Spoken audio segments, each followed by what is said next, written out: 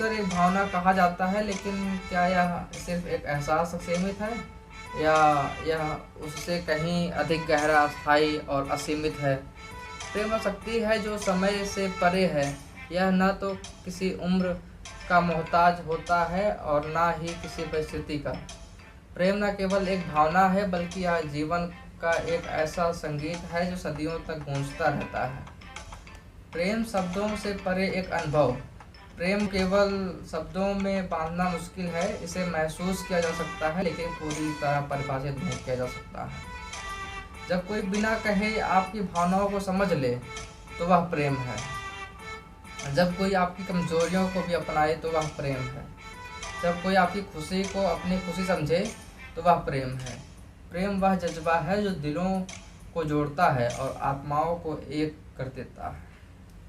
क्या प्रेम समय के साथ समाप्त हो जाता है? कई लोग मानते हैं कि प्रेम समय के साथ धीमा पड़ जाता है या ख़त्म हो जाता है, लेकिन सच्चा प्रेम कभी ख़त्म नहीं होता। यह सिर्फ रूप बदलता है।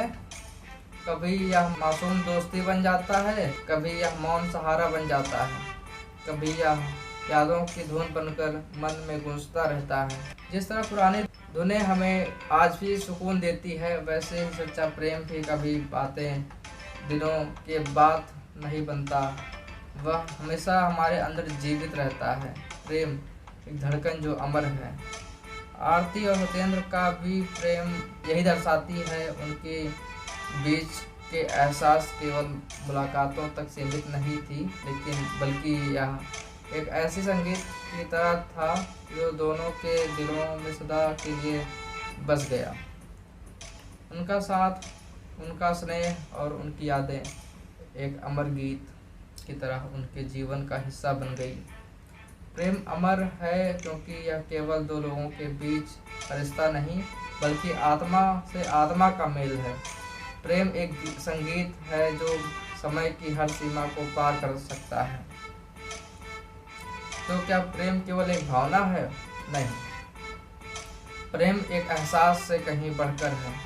यह एक धुन है जो कभी थमती नहीं। यह एक सौगंध है जो कभी टूटती नहीं। यह एक यात्रा है जो जीवन के बाद भी जारी रहती है।